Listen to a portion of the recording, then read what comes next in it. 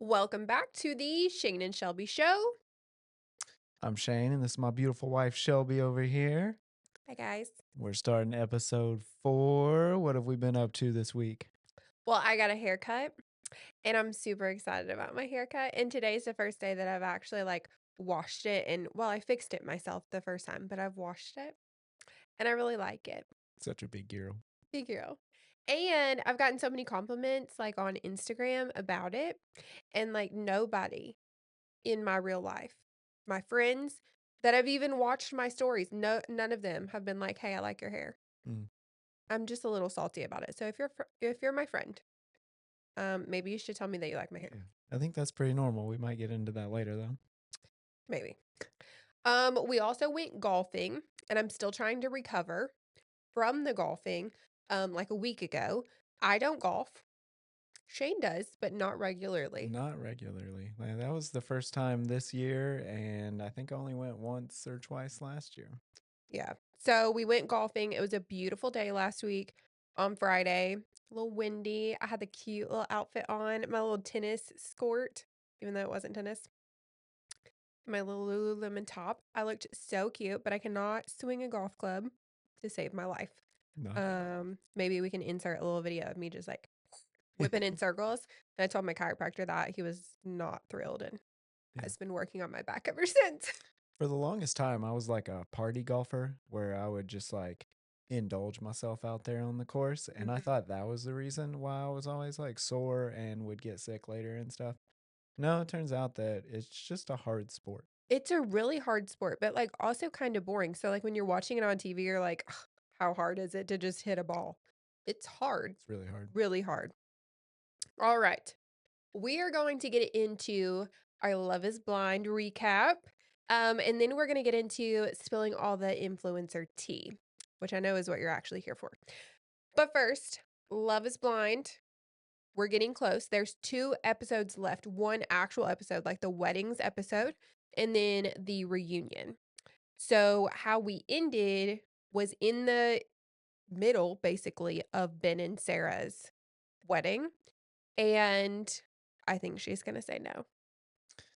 Yeah. I'm leaning that way too. Yeah. I truly don't think. I think she's thought about it. I think she really wanted him to be the one. And he is saying whatever she wants at this point. I don't believe anything that he actually has to say. He's just giving her, what she needs. But she's, I think, listened to her family, who are definitely not supportive of him. And they probably shouldn't be. They just don't align on core values. It's pretty important. The dad was very against it, walking her down saying don't do this, which I thought was Yeah. kind of wild. Yeah. And I think she was she might have gone into the morning of that wedding being like, I'm going to say yes. And then sitting there having her makeup done, putting on a wedding dress. I think she's going, I've messed up. Yeah. So I think she's going to say no. But let's rewind into other episodes, the Bachelor and Bachelorette parties. What's your take on the men's, the Vikings? I thought it was cool. Yeah. That was a pretty solid bachelor party for TV. For TV. Yeah, I think they did a good job. It was, yeah, I mean, I don't imagine that all of them like football though. Would be the hang up there is long-haired guy probably doesn't care about football. I don't really get that vibe from him. And I mean, wasn't he really bad in most of them the were. throwing stuff? Yeah. Yeah. So I don't know that they, I don't think very many of them would have picked that. Yeah. So I think it's a hard thing to do Plan for that many people. Yeah, that are all different. I agree. I thought that the bachelorette parties were really sad. And maybe these girls really are just super boring and don't want to do anything fun. But I honestly think a dinner at a nice restaurant with cheesecake would have been better for me. Yeah. I do not want to dress up like an old lady. I don't even do the when the kids dress up for the 100th day of school and they're supposed to dress like little old people. No. You're not. We You're not. miss that every We year. miss that every single year. I don't like dress up anything. I'm not even like, well, I don't like Halloween, but that's a separate topic. But like dress up things, they're not for me. And you're telling me that I have to wear a granny wig and have a cane on my bachelorette party? No, that's when you're supposed to be dressed like a little slutty with a bride shirt or whatever and like a crown. I mean, don't get me wrong. I did not go wild. I didn't have a bachelorette trip, like everyone has a trip these days. I didn't have a trip. I went to dinner, but that was more fun than going to the Mall of America dressed like a granny. It was empty though. So if you're getting all slutty, who you getting slutty for? Well, you don't go to the mall. That's a good point. Like, but I mean, I was a little surprised that the mall had a roller coaster. So Yeah. I do like roller coasters, but not when you're dressed like a granny. You know, It was a weird take. it was a really weird one. I would have been really mad. I probably would have not participated. Like, I'm sorry, I'm gonna have to quit the show because I don't wanna dress up like a granny. I mean, some of them got into it though. They did. Like they looked legit. Is that a They had the Minnesota thing? scooter and everything. Not that I'm aware I mean, maybe it is. If you're from Minnesota, of. do you really love them all that much, and are you okay with dressing up like a granny? Okay. Also, we saw the meetup, Yeah. the, like, infamous meetup. They all meet up, not all of them, but, like, the top people from the pods meet up, see their exes, typically go south. And it kinda did, but not to the extreme that we typically see. Yeah. So, we had Mason, Meg, and Madison all show up, none of which are engaged, but Mason is now with Meg, and I kinda saw that one coming. Did you see that coming? I no. I didn't see No? that coming. No. Cuz she was like pretty adamant at the end that she was like, I don't want to be the second choice. You're out of here, dude. I think she was just a little she had a little pride moment, but then got home, thought about it, and was like, "Oh, yeah, we both love aliens. We should be together." Yeah, maybe. I guess. I don't know. I think that's how that went. I think she was just, like, hurt a little bit, not even that much, hurt a little bit that he Mhm. couldn't decide, didn't pick her right off the bat, but then thought about it and was like, "He obviously is my match." I mean, that's probably the play to like break up with somebody so you don't have to get filmed for the next 2 week and have like a really awkward old lady bachelorette party and wedding that random people are at. Yeah. I mean, I don't blame him for doing that off camera and then showing up to the party being like, "Hey, look at us. We are not having to Yeah. film this, but you guys are. How's your wedding gonna go in 2 weeks?" Bad. Okay. So, then we have David.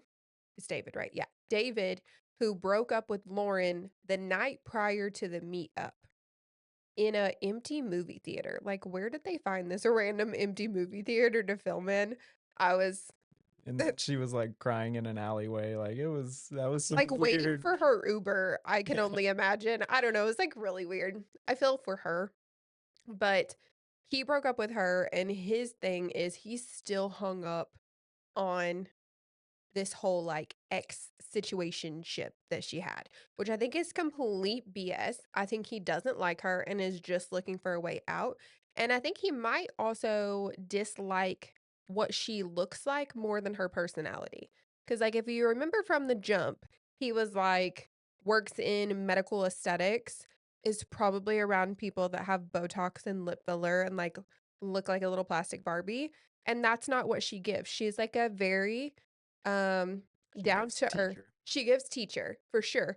It doesn't look like she's had any work done. Very pretty girl, like, nothing against her looks, but it doesn't seem to be, like, his type. So I think that he just, like, saw her and was like, "Eh, no," and is using this whole X thing and blowing it out of proportions. Yeah. I agree. My man got lost in the sauce in that episode. He did. He was trashed. Yeah, I forgot about that part. So he really was. So he came up to her at the party. So they had broken up the night before. Then they have to come talk to each other, probably from producers, right? Like they didn't choose this. I don't think she wanted to talk to him. So he comes up and talks to her and is literally like about to black out. Yeah, he was gone. Which You know, for that part, I can't really blame him because he's been doing everything in his power for the last week to get this girl to break up with him. He's done absolutely everything and she wouldn't do it. And then he finally was just like, okay, I got to do it. I got to break up with her. And then the next day, he's got to go talk to her. You know what I think? I really think that he went into that night not to see everyone else, not to see her, not to talk to her, not to see the guys, but just to get to meet with Molly, the redhead girl. I think he went in there to like chat her up, like what we typically see Yeah. in these meetup episodes. And I think he went thinking, oh, it's okay. Like, I broke up with Lauren, but, I'll just get with Molly. And Molly's like, no, you screwed up. Lauren's great. No thanks. Which props to Molly. Yeah. That was so, like, very girl's girl of her. Hmm. Definitely appreciate it. I was surprised by that. But she did also say that she, when she got out, looked up David and was like, no, I'm good. Oh, yeah. She didn't like what he looked like. So Yeah. I wonder, had she thought he was hot, if that would have gone the same way. I don't know. Unlikely. We won't speak on that. Okay, now couple predictions. Uh-huh. We have 3 more weddings after Ben and Sarah. So we think Sarah says no. Then we have, well, we don't know the order, but let's just say Devin and Virginia, Mhm. the baller couple. Yeah. What do we think? I think this is the surprising no from him because he looked really off in those last 2 episodes, which he said he had a lot going on. So maybe like life stuff and just like preparing for this fake wedding. But he did not seem to be enjoying like any of those last 2 episodes. And they kept showing the prenup, which I think he's fine with the prenup. I think he just like isn't that like attached to her. I think she's gotten really attached, which is not how I saw that playing out. Like, Yeah. he seemed like the super clingy boyfriend, and she seemed kind of standoffish, and now it's like roles reversed. Mhm. But I would have agreed with you until that gift that I called, The by gift the was way. good. Yeah, we paused the episode right before they exchanged these gifts, and you called it. I got Called it it. pretty close. So, we're both amazing. Mm, But you called it almost 100%. yeah, the jerseys were so cute, the little basketball. I don't think that he would put his last name on 2 jerseys if he wasn't actually going to marry this girl, so I think he is. I say they both say yes. You can't trust anything in basketball right now, is my experience with the recent trades. So, Trades are a little sketch. she might get traded Okay, in this next episode. moving on. Monica and Joey. I say he says no. She says yes. I think they're both yes. Do you think they would last? I think so. You think so? Yeah. They seem right for each other. Like I He's remember watching them in the pods and was like, I think they're good. I think their energy aligns, but I think she has a communal sock drawer or sock bucket Mhm. and leaves piles of clothes in the floor, and he's OCD. And he might be like recovering OCD, but OCD people cannot handle that level of like put on some clothes and a SPIDER, because I can't say that word, crawls out of them. Those two people don't align. That was alarming. That was very I'll say alarming. that as someone who picks up all of your shit every day. That's alarming, but I think he's cool with it as long as he Doesn't have to wear the communal yeah, sock. is not she's not wearing his socks and he's got his own drawer. I think he's fine. That's the Okay. only thing other than the sister trying to split Mhm. them up day one and the weird boyfriend situation there, but I think they're good. Okay.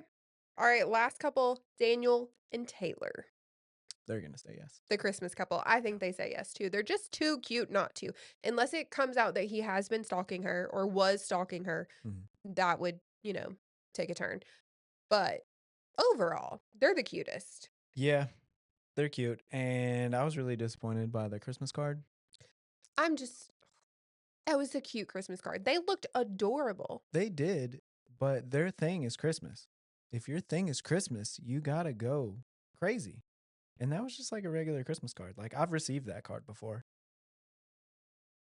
Like why is he not sitting on her back while she's like making Okay, a table or he holding her like a baby? so hot take. He is over the top Christmassy, like would dress up in a cow costume like you.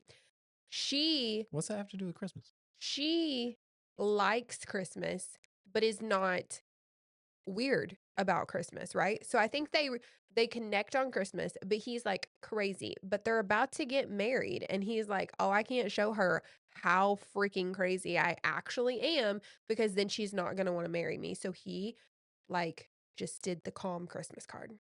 That's valid. Mhm. I can see that. Yeah. Okay, last thing on Love is Blind. It did just come out that there was a couple who got engaged in the pods and are still together a year later and none of it was filmed. What do you think about that? Um, I think we could have used more entertainment, even if like they were a super boring couple. Like, there's just not that many of them, and they're not doing anything crazy this year. Yeah, this season was super sped up, which I guess it had to be because they were so boring. That really the only drama we had going on was like some sister drama. Mhm. And do we even think that David has a sister? Is she made up He might be so messed up about this friends with benefits thing because he's got some issues? some friends with benefits going on with the sister. Maybe Oh dear I Jesus. don't know. Minnesota's not a place I'm familiar with. Okay, we're moving on. Okay. I don't know. Okay. Now we're going to move on to, before we get into the questions about the influencer world, I polled some of my influencer friends, and they're kind of like all over the place. Like none of us are super similar. Um, and I polled them and asked them what they think that other people, non-influencers, should know. So these are going to be topics that I also agree with. But first one, income is inconsistent and that can be stressful. And this is so true. It was also one of the questions in the question box is like, how consistent is influencer income? And the answer is it's not. It's not at all.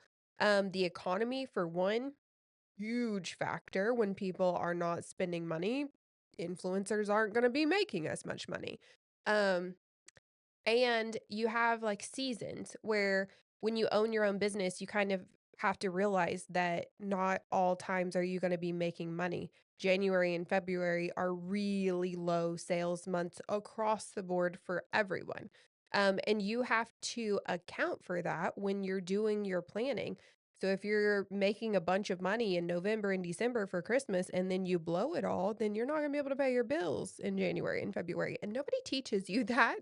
Like, nobody tells you, here's how to be an influencer. You just have to figure it out on your own, and that is very stressful. All right, moving on. Brands try to screw you over, Mhm. and they can. I'll get into brand deals like a little bit later. Um, but there's a bunch of stuff that goes on with it, and there's contracts. And if you are an influencer with no background in law, you can easily get screwed over. Like, should I be reading any legal contracts and signing them? Absolutely not. Absolutely not. Like, you know how many times I've read contracts and I'm like, I have no clue what this says, but I don't know what else to do. I'm just going to sign it. Yep. And then you give it to me and you're like, "Hey, read this." And I'm like, "I don't want to. I don't know what I'm reading either." Yeah.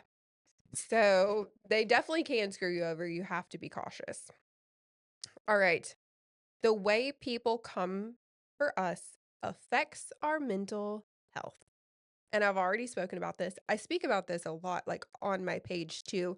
Um, we are real people. We are human beings and we have feelings. And if you're rude to us, we read those comments and sometimes take them to heart. And there will be a bunch of people that are like, "Oh, well just don't read the comments." Well, you can't. I Some people do. But I don't think that you can be a good, genuine influencer. This might be a hot take. I don't think that you can be a good, genuine influencer without reading your comments or DMs.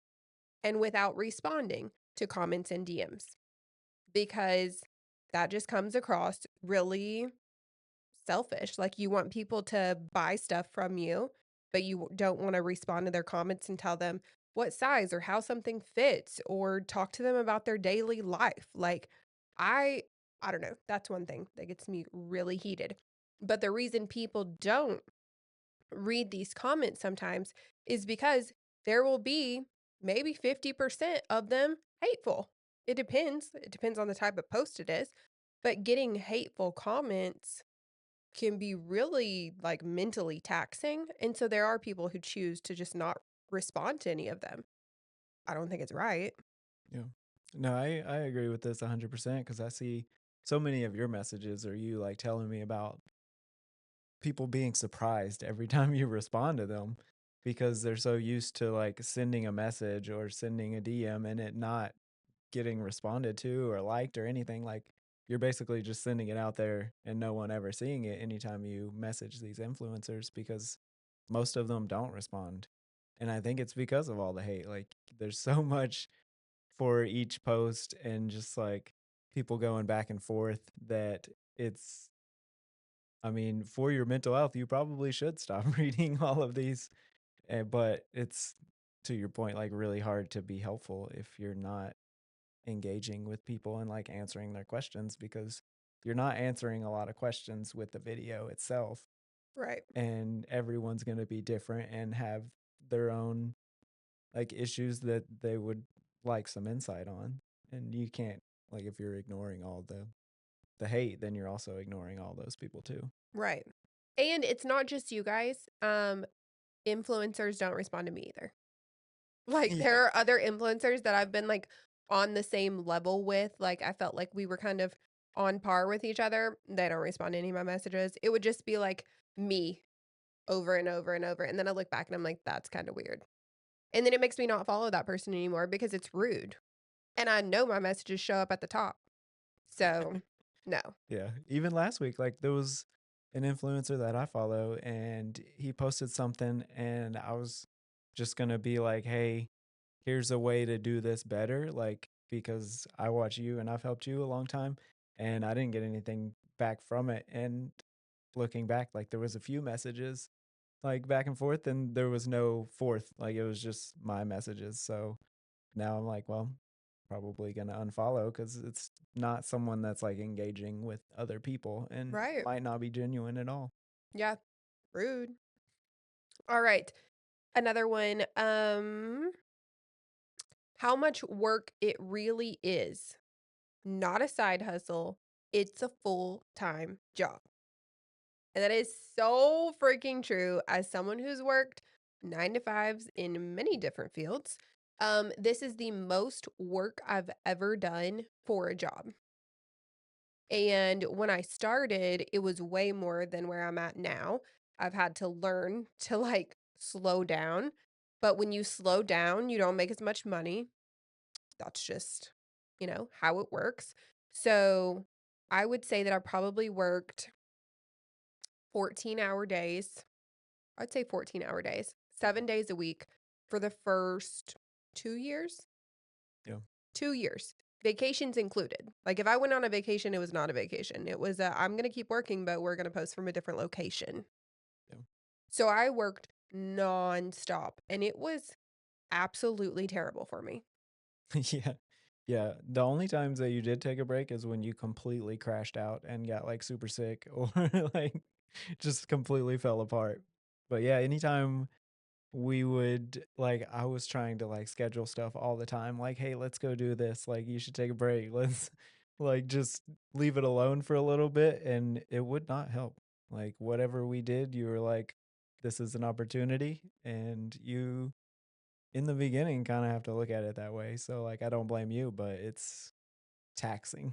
It is taxing, and I get a little bit frustrated, and I know other influencers do too because this is a message from one. But I get frustrated when someone's like, "Oh, hey, I'm a stay-at-home mom and I just need to like make a little bit of money on the side. So can I do this like quickly?" It's like "Oh, I just want to spend a couple of hours and I need this to work really fast because I need money now." It doesn't work like that. Mm. It does not work like that. The amount of time and effort I had to put in to see a dollar was so much, and it was my full-time job. Like, I didn't have anything else going on. I spent every minute thinking about it, doing it, pushing for it, and so, no, I don't think that you can just do it on the side and think that it's just gonna blow up overnight. Like, it's not to say that you can't just post on social media. Yeah, go ahead. Are you gonna make any money from it? Probably not. No. No. So it's not a side hustle. I'm sorry. Okay. Next, we have insecurities too. So filming yourself is so difficult. Some days. So like I'm in my luteal phase. Do I want to go put on a swimsuit right now and stand in front of a camera? Absolutely not. No. And I mean, how many as a woman, how many like months or how many weeks out of the month do we look good? I'm sorry, but for me, I'm only mentally right and physically right like maybe 2 weeks. The other 2 weeks are just shot. And maybe that's not normal, but for me, I feel, like, super bloated or I'm in my head, I get sad. I should probably get this checked out, gal. But anyway, I don't like standing in front of a camera when I'm not feeling good in my body, but work still has to be done. Like, you can't just stop working. Sometimes I do. You don't get paid for it, though. There's no PTO, there's no sick days. If I'm down sick with something, I'm still gonna have to get on camera sometimes. Especially if you do brand deals, but that's a separate topic. Yeah, I have experience with this because I've done like just myself like some swimsuit hauls, and I would go into that thinking, I'm looking good right now. And then I would watch that video back and be like, I am a fat ass cow today. And like this is all getting scrapped. I'm not posting any of this. And I don't feel like I have, self-confidence issues or anything, but you get in front of that camera and you're standing the wrong way, it's not good. It's not good, and then you gotta watch it back and edit it all and then decide to post it. Oh, and sometimes I don't. I Yeah. just don't. There's been so many things where I'm like, "That's just not going on the internet, I'm sorry." No, I've got a lot of drafts. And they're not going anywhere. You're not gonna see those. Alright, moving on. Even with thousands of followers, this is a lonely job. This one, I feel so deeply. Um, I think that you don't have any work friends when you work for yourself and you work at home. I think a lot of work from home people probably struggle nowadays because you don't have like that in office, like talking with other people thing. But I feel like influencing too, there's, I mean, maybe other people have friends, like influencer friends, like really close knit ones. That's never been the case for me. I feel like I did things kind of like my own way and probably made some enemies doing it that way. But I just didn't really have people to talk to. Like, I had Shane, and I still have Shane, but Shane's like my person, my only person, and he's my best friend and the only person I can kinda, like, ping ideas off of. So it gets really lonely, and then you're just posting basically you're talking to a camera, and then you're posting on the internet, and then your internet people that, like, reply to you are your only friends. Yeah, and that's if you're engaging with them. Yeah, if you're not, then it's, like, super lonely, I guess, but yeah, so it really is hard to do this, and I'll get into this later, but people are typically not supportive Yeah. when you start this type of business. Um, and it can be cringy or whatever, and you're gonna be talked about in the group text. So it can feel like super lonely to not have any friends and feel just like isolated in this world. Um, you gotta push through, I guess. Yeah. Pretty much no one is supportive. Nobody. Like it's pretty wild. You would think like, rising tide brings up all the ships kind of thing. You would want your What is that? people around the What the rising hell? tide. Yeah, it brings up your all the ships, not just one ship. If the tide's going up, that's a saying. I've never You've heard the never heard saying. that? Well, you should. Maybe you should get on a boat every once in a while. But either way, you would think that people would like want you to succeed, but most people want you to succeed like on their terms, Yeah, and it'd be like a normal way to succeed, not like a kind of shot in the dark one, which influencing is. agreed. All right. Let's see. We remember those people that always engage, and it's meaningful to see familiar faces. So that's kind of like hitting on that too, is like it is a super lonely job, but we do genuinely love those of us who read things. Genuinely love when people engage with us, and I get to know you guys. You probably know more about me than I do you, but I do I do follow some people back too.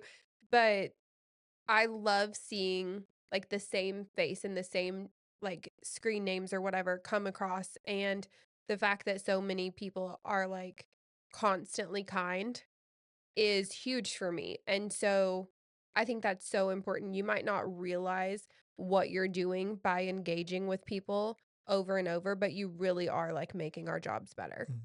Mm. Um, and just the kind messages, like even random ones, like I've been following you for years and don't really say much, but I felt like you needed to hear this message today. That's huge. That's huge. So, thank you guys if you're kind to me. And if you're constantly rude to me, you will get blocked because I am reading them. Okay, now we're going to move into the most anticipated part, the questions. Got my handy dandy notebook here. Okay. All right, we've got looks like 10ish, pretty hard hitting from the community. All right, number one, what made you decide to take influencing seriously? I had to. I didn't have a backup plan. So if you haven't heard my story, I quit my job with no backup plan and needed to pay for Benji's daycare. And that was just like what I had to do. I didn't have another option. And I had seen people on social media. It was TikTok that I was watching. Back then, I saw people blowing up and getting all of these brand deals. I didn't really know what anything was about. I just knew people were making money by posting videos online. And I was like, okay, well, that's what we're going to do. And so I just started and I had no clue what I was doing. I had no background in this. My videos were so cringy looking back on it, but I didn't have another way out. I had to pay the bills. And so when you don't have a backup plan, when you don't have anything to fall back on, you just do it. And I did. And it worked. Now, did it just like magically work? Did it just, oh, today I'm an influencer? No, no, it didn't. It was a lot of hard work, but I decided to do it because I didn't have a backup plan. And I didn't want to go back to another 9 to 5 finance job that I hated. Yeah, I remember the conversations at the beginning where you had quit and we are like, all right, we're okay for like a month or two, but we got to figure this out. And you'd quit so many jobs at this point that I'm like, let's give something else a shot. Yeah. But I remember revisiting the conversation a few times and we're like, so are you ever going to make any money? Like, I know that like you're growing a little bit, like things are getting easier because you're figuring out like what to do and what kind of works, but it still took months and months after that, even after you figure out what the hell you're doing to get any money from it Yeah. or even know like what your niche was going to be to where you could like actually do things that you really liked doing. All right. And then kind of a follow up on that, what's the hardest part of starting? Probably all of the judgy people. That and just like genuinely not knowing what the hell you're doing. Um, and I didn't have anyone to help me. I didn't know anybody that did it. It was kind of like when everything was first starting, at least for TikTok. Like there's been influencers on Instagram for like 10 years. I didn't know any of them, but there have been. But I was doing things on TikTok at that time and I just genuinely didn't know what I was doing. So I followed all of those. Do you remember those accounts that I would follow? I don't remember what they call themselves, but they were like social media gurus or whatever, and they taught you how to do social media, and I would just watch their accounts, and I was like, "Okay, well, they said to post with this song. I guess I'm gonna post with this song." And sometimes it worked and sometimes it didn't. So it was a huge learning curve, huge. And then just having to like put myself on camera, um, that was a huge thing to overcome too, because I'm not a super outgoing person. Would you say? I would agree. Yeah. I feel like I'm pretty much an introvert.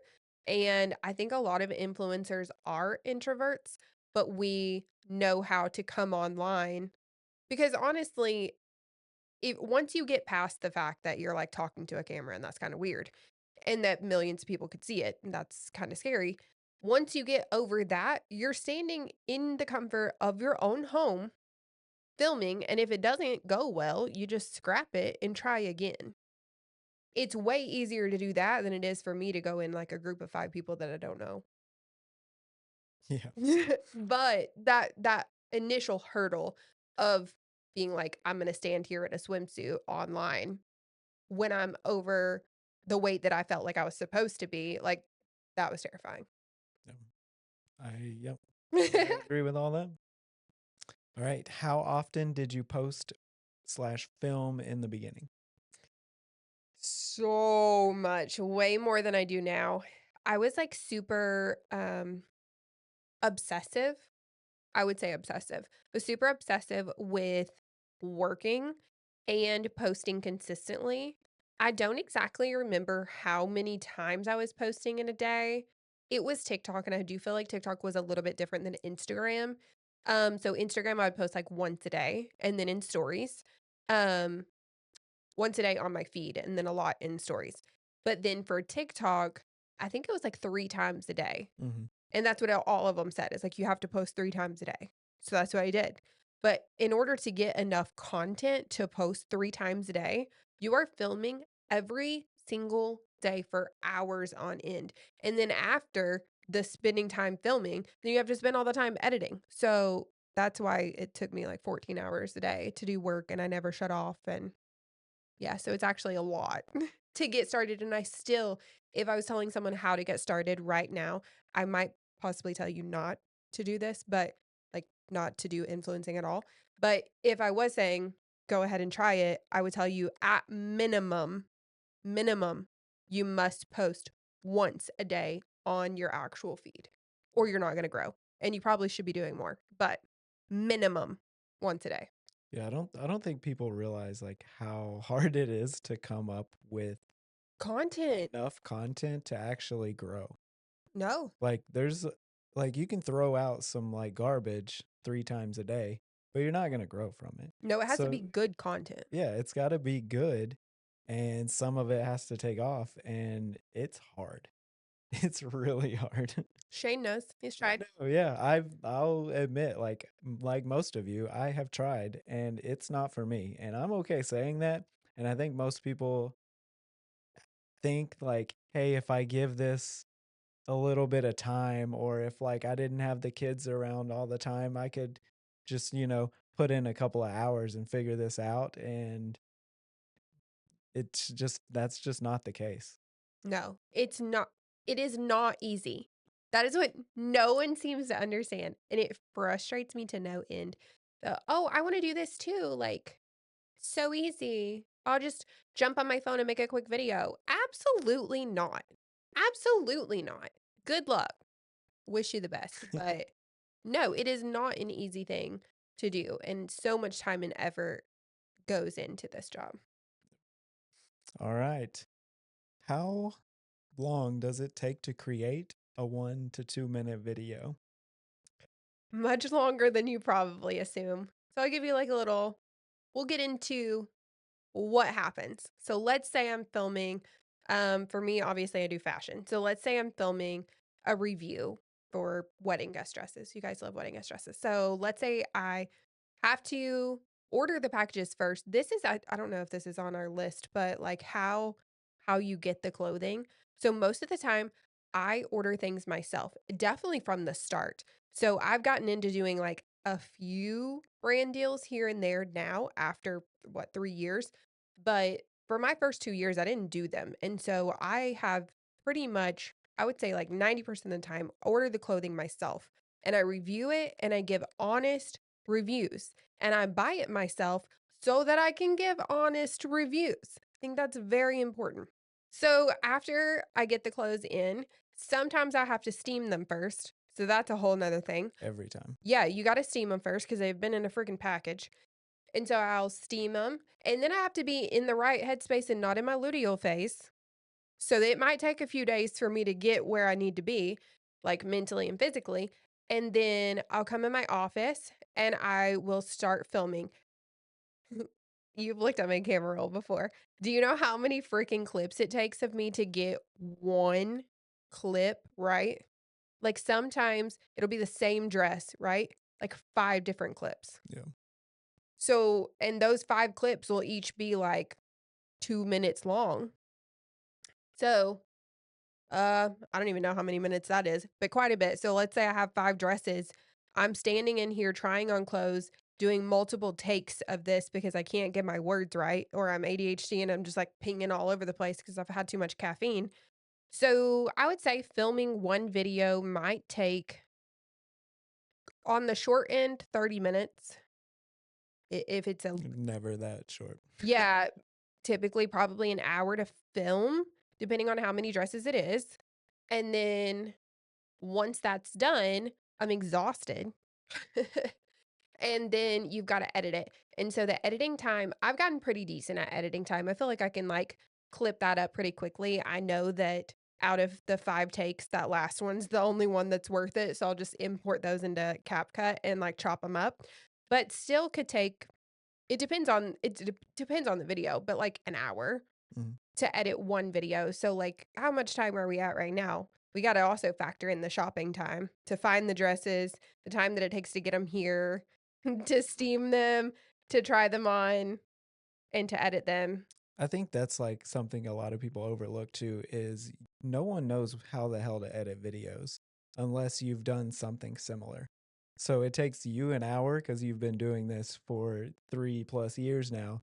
It takes me, if I'm obviously not doing dresses because that'd be weird, but if I have like 5 items of clothing that I'm trying to film, that shit is going to take me 5 hours to edit because it is hard.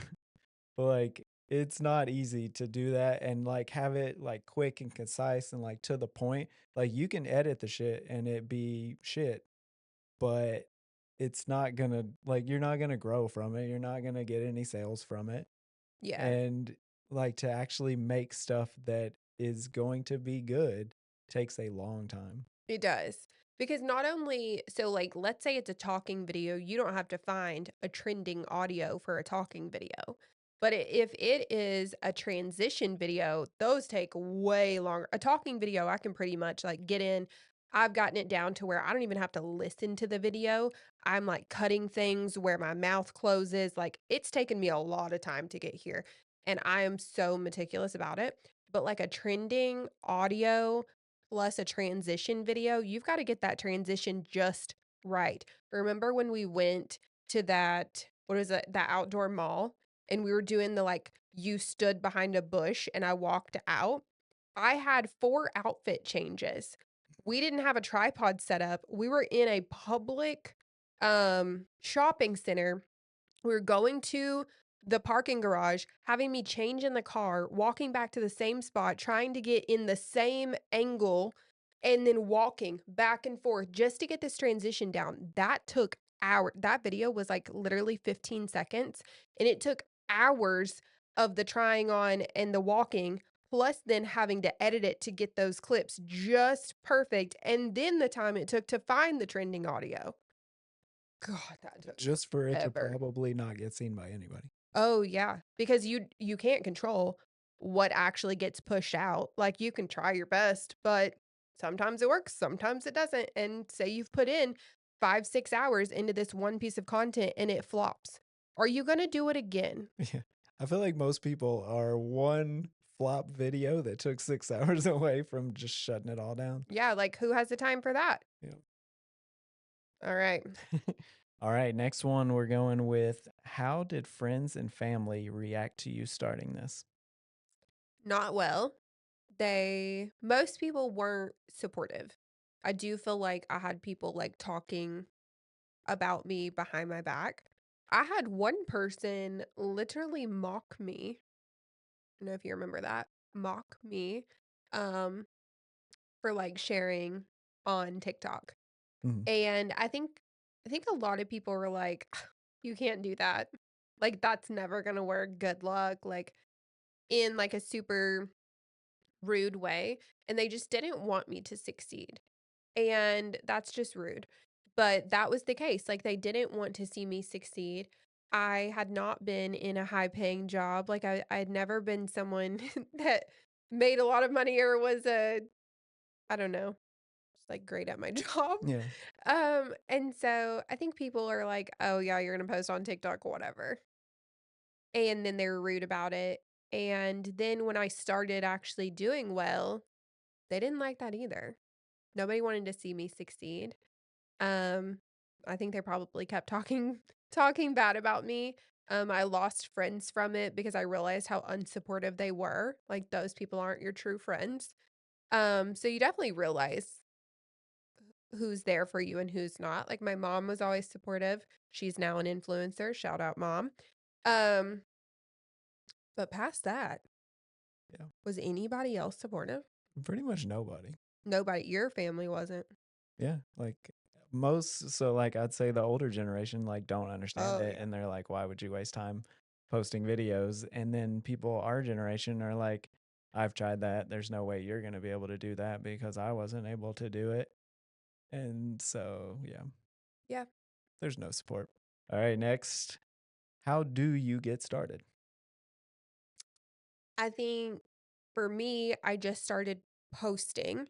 So I think when I did want to make money eventually, but I didn't start off trying to make money. And I think that's key because it comes across real salesy if you are on there just to make money. And I did truly get on there to try to build a community first. And I do feel like I did better because of that. I was trying to solve a problem. I think you've gotta figure out what your niche is. Mine, when I, like, full send went for it, was size 8 or mid-size fashion. And I was solving a problem that was a problem at that time. So at the time I started on TikTok, there was not mid-size fashion accounts, like, they didn't exist, and I didn't know how to shop for my body. I was figuring it out for the first time and helping other people in the process. And so I think that truly figuring out what it is that you're passionate about, you have to be passionate about it. It cannot just be like a side gig where you wanna make some money. No, you need to be passionate about whatever it is that you're doing, whether that be home, fashion, whatever it is. You've gotta be passionate about it, you've gotta stick to one thing, and you've just gotta start posting. I think that's the biggest step, is just start posting. It doesn't have to be pretty. It's not going to be pretty. Your editing's probably gonna suck, but you've just gotta do it anyway. And then not stop. So you can't just post one and be like, "Oh, I'm good for the week." No. You got if you're going for it, it is full send. You better be posting once a day and plan for it. Like this is not an afterthought. This is what I want and here's what I'm going to do. Create a plan and put it into action. Yeah, and I think that like ties into the point of like you can say you want to be a home account, but like how much of your home do people want to see? Like coming up with new ideas, at least like 5 a week on like stuff that you're going to post. Like you're going to run out of ideas in 2 weeks. Like and that's like being generous, I would say. Yeah. Like it's so hard to come up with new content and just like it still be good and relevant and on topic. Yeah. This is a separate thing I did see people ask me, and it was like if you buy your own clothes, like how much is the investment cost to get started in social media? And I would say that you shouldn't be investing money off the bat. Yeah.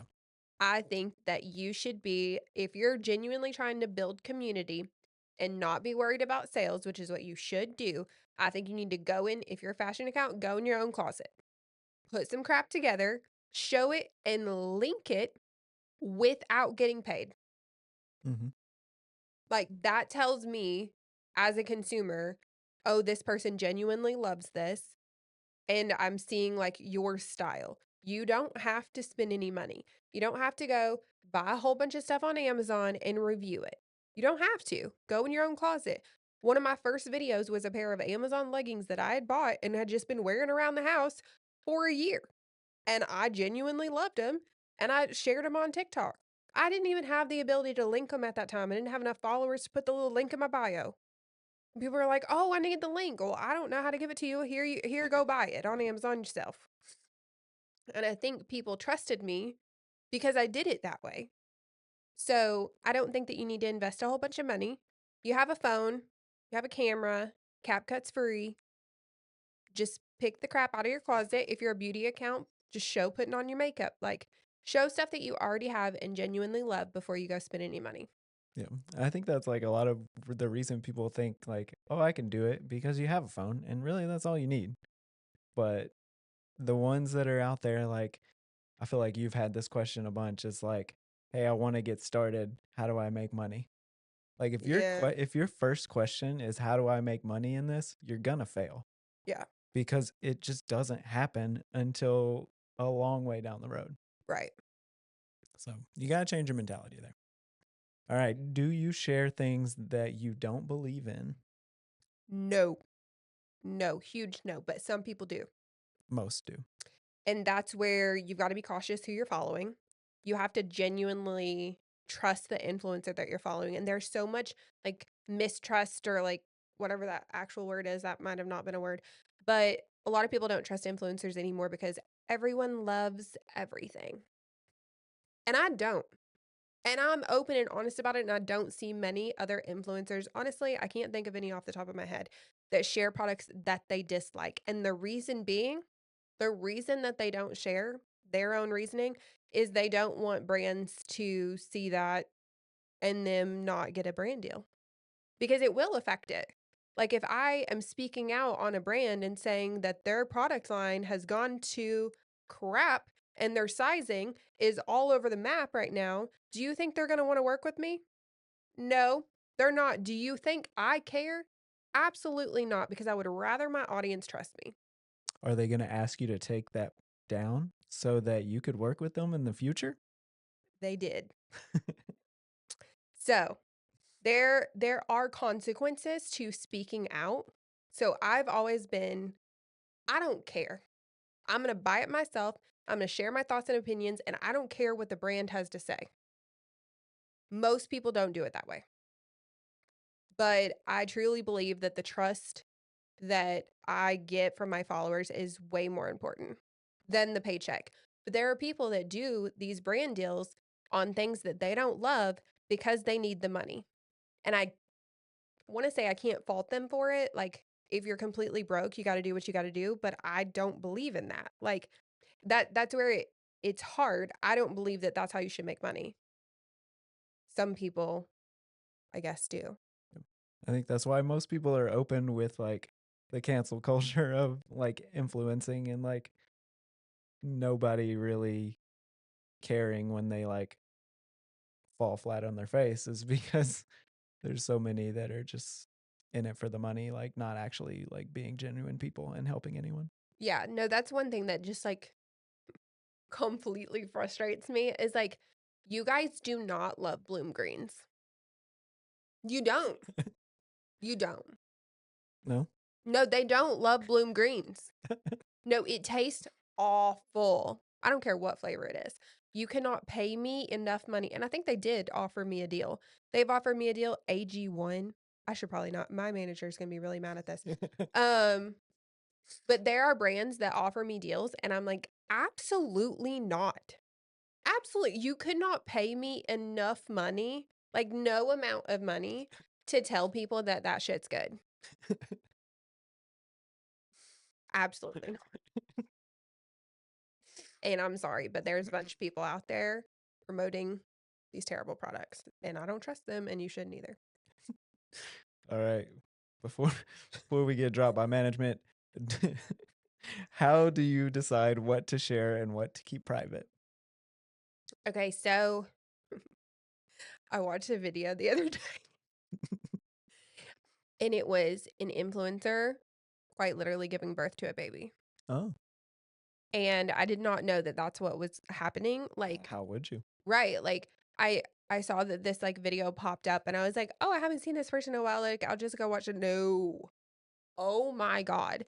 Literally, like, the pushing, the like, full sweat, bent up you're just it was so graphic, and, like, I know we're women and we all have babies or whatever, and it's normal, but don't put that on the internet. Just don't nobody needs to see your, like, most intimate moments. No, nobody needs to see that, I'm sorry. So I don't show that. Yeah. I'm which I'm not having a baby Haven't anytime had the soon. opportunity, so No opportunity, but I'm not sharing that. I also I don't like those, like, crying on the internet videos where you, like, go set up your tripod and, like, sit the person has to, like, literally set up their tripod, put their phone there, press record, and then go sit in the corner crying. Have you seen those videos? no. You've never seen that? I mean, my explore page is a lot different than yours. Okay, well, I wouldn't record myself having, like, a full-on mental breakdown, and trust me, I have them, but I don't feel the need to share them on the internet. I will tell you about them, but I'm not gonna record them.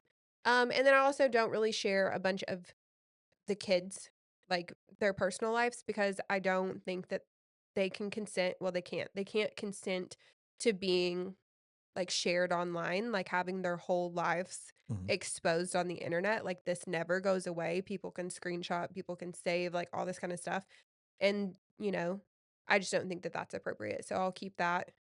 I'm pretty much an open book, though. Yeah. Like, I do share things that maybe some other people wouldn't share, like my mental health struggles, I feel like that's not super openly talked about, but I am gonna keep, like, some things private. Next one. This one's kind of juicy. I think you've gotten this question a lot here. Do you really make money or just go into debt to do it? That is an interesting question. No, I don't go into debt. And you shouldn't go into debt to be an influencer. Um, there is a lot of money to be made in the influencer world, but not everyone makes a lot of money. And I have gotten the question of like, what's the average income? And in my opinion, there's not one. So some people make I don't know, like, when I first started I'll just say, like, when I first started, a brand deal for, like, one TikTok video was, like, $300 for one video, which if you think about it, it's like a 30-second to a minute video for $300, and you think, "Oh, that's a lot of money." But, like, going back to the how long it takes to put together that video, it I accepted it back then because I was like, "Oh, yay, $300." Also 30% goes to taxes. And if you have a management company, this is kind of separate, but like if you have a management company, 20% goes to management for getting you that brand deal. And then what's left of that, 30% goes to taxes. And then if you're paying for, I don't know, different things like Canva Pro or different things to edit with, then you've got to take out those expenses.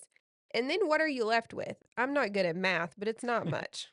Yeah, and that was what, 6 months to 8 months after you had started when you got this $300 deal that Right. was maybe once a month for 3 months. So we're talking $900, where half of that is gone because of taxes and other stuff. So after 8 months, you had made $500 maybe. Yeah, so that's the brand deal route, and there are different ways to make money as an influencer. I did say I didn't really do brand deals for the first couple of years. I did them off the bat with Con Air because I had no clue what I was doing. Looking back on it, I mean, I guess it's sweet of them to give me a deal because again, I had no clue what I was doing. And didn't even like consider myself an influencer at that point because I didn't really know anything. But so you can make money off of brand deals and they can be really small. Like some people, even today, like smaller accounts are getting offers for like $300 deals Or just gifting. or gifted. That is a whole thing is some people are getting the product sent to them in exchange for a video. So they're not getting paid anything and it's reported on your taxes if it's over a certain amount when it's gifted. So you're getting taxed on your gift. If you're required to post about it. So there's a whole like tax situation that nobody ever talks about and I'm not good at talking about it, so that's not going to be for me, but um so there's the brand deals route and there's also commissions. I went with the commissions route when I started, and I think that you can make money in both routes, and you should probably diversify and maybe do like 50% commissions and 50% brand deals. That's not what I did. So I did mainly commissions when I started, and my commissions came from my Amazon storefront. So I set up an Amazon storefront. You do have to have a certain number of followers to be accepted. I think that number's drastically dropped now and they just let anybody in, which is annoying because I think that you should have to have influence to be an influencer. But whatever. Having that storefront doesn't make you an influencer, No, though. no, it doesn't. So I had an Amazon storefront, and with Amazon, I think when I started, it was 3%. 3% kind of across the board. It varied, but like, let's say someone bought some leggings that I shared and they were $25 leggings, I would make 3% of that $25. We're talking like $1. Yeah. So that's how much I would make. And then once you start doing well with Amazon, they do kind of offer like bonus incentive type things to where you can sometimes get 10% and sometimes they'll pay you like a flat rate if you sell so much. And so there are avenues to make more money on Amazon. And then for LTK, how LTK works for those that don't know, there's an app for like consumers to shop from. And say you go to my LTK shop and you like this top that I'm wearing right now. This top's from Lululemon, and maybe, well, my bra is from Soma. So let's just say that with LTK, you can have Lululemon plus Soma plus a lot of other brands are available to link in one post. So Lululemon has a certain percentage rate that they'll pay for a commission. Soma has a different percentage rate, and it's different for each brand. And so if you shop on my LTK and you go and buy this shirt, then I'll get a certain percentage of that, order. It's very low percentages. Mhm. So you have to sell a lot of things in order to make a lot of money, but it's sales. So if you go the commission route, think of it as however hard you work, like work more, sell more, make more. Yeah. And so the range is super wide because if you're selling a ton, like, or if you're sharing a ton and it's all sales focused videos, you can make a ton of money, but you have to work really hard. And when does that dollar that you get from the Lulu top show up in your account?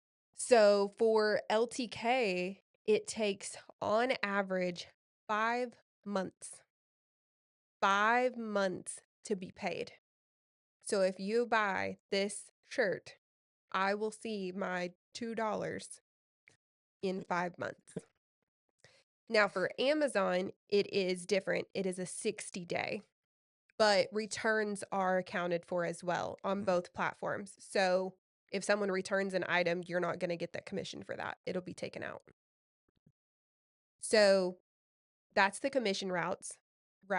There's also the brand deal route, which can get super lucrative. Like, like Alex Earl, her brand deals tons of money. The D'Amelio girls, they make like $18 million a year off of brand deals because they're not They going the don't sell commission things. route. They don't Yeah. sell anything. Yeah, so they're just making bank. But on average, people are not making $18 million a year, I can tell you that. Um, but the brand deals, it's basically like this. The brand will contact you, or you can have a management team. Either way, you don't have to have a management team. If you have a management team, your management team will contact brands on your behalf to get you a deal. And in exchange, you pay the management fee 20% of the deal that they get you. And they do all the contract stuff for you. Um, so if they reached out to Lululemon on my behalf and Lululemon said, "Hey, we want to work with you," we will pay you X amount of dollars in exchange for, and it can be different. It can be one reel on Instagram, it can be a series of story posts, it can be a TikTok, and they'll tell you, like, we want you to do this, and we will pay you this much money. Then there's add-ons. If a brand wants to take your content and run paid ads with it, you charge more money for that. Brands sometimes for smaller influencers will tell you, "Oh, we don't need to pay you to run ads. This is giving you more publicity. Like this is putting your face out, your name out." Wrong, wrong. Why is it wrong, Shane? Well, in my case, if I see that person's face 12 times a day, I'm going to absolutely hate them. Exactly. And I feel like that's what happens a lot of times is these brands will just like blast something hardcore and he'll be like, I don't want to see this person or this brand again. And that's not good for anybody, especially starting out. Right. So you have to be really cautious. You also have to like make sure you're reading the contracts or have a team reading the contracts so you don't get screwed. Sometimes it'll like give them the rights to all of your content. That's not good. So there's a lot that goes into it. So while you're like, "Oh, this," sometimes it's a good sum of money. You've got to think about, remember the time that it takes to film the content. You also have to submit the content. So let's say I film a dress review for a brand. I have to send it to that brand. They have to go watch that review and say, "Oh, we didn't like that you did this." Then you have to go and refilm it all. And then you've got to link All of it, it. all of it, because you typically can't just like piece it out. So you've got to refilm it all, reshoot again, re-edit it again. They're not editing it for you. Like you are basically creating commercials as one individual. Whereas used to, a brand would say run a commercial, they have an entire team that does all of the filming. They have a model doing the photos or whatever or a video. They have an editing crew. There's like so many people that go into a commercial. You're basically doing a commercial just yourself.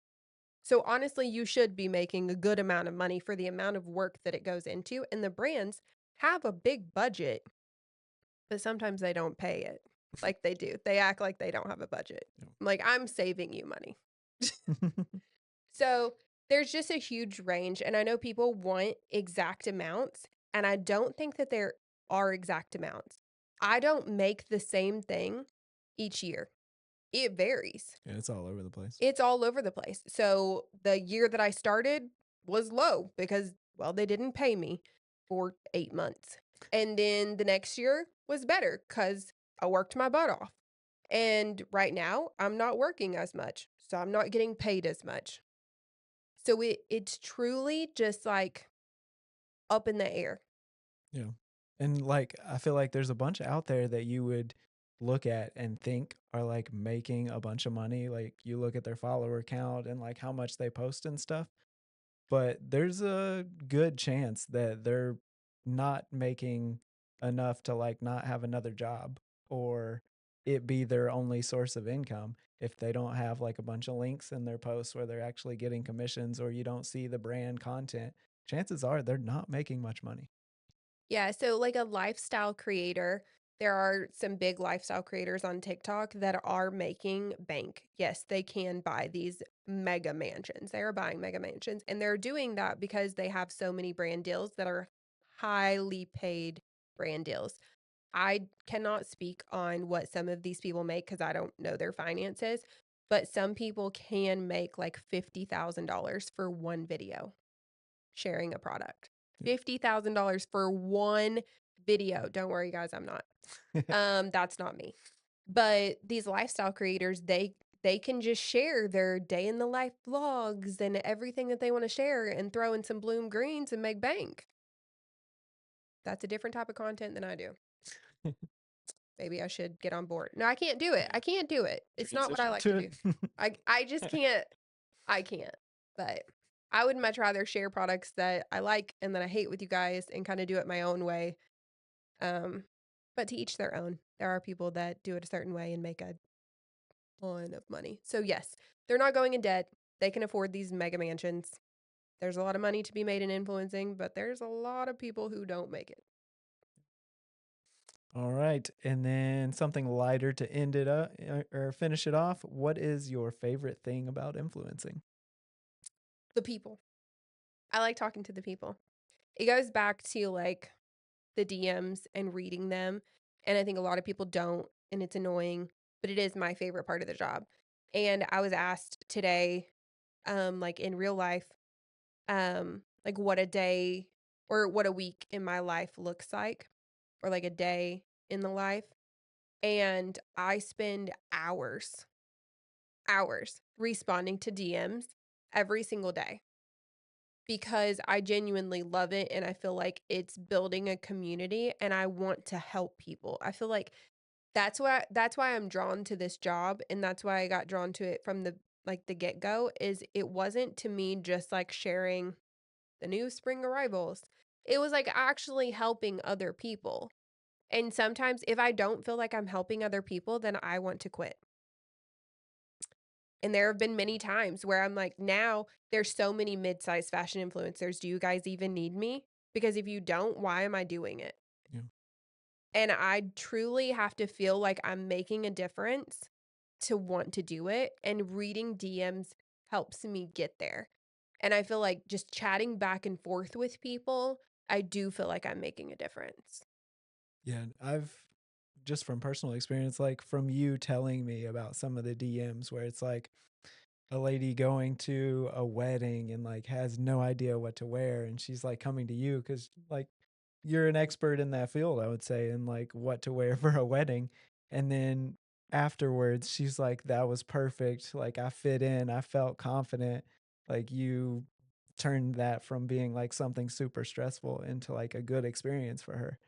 And like stuff like that is kind of like gotta be there for because you do get so much hate. Like you Yeah. gotta have stuff like that that just like keeps you going and like gives you a sense of purpose.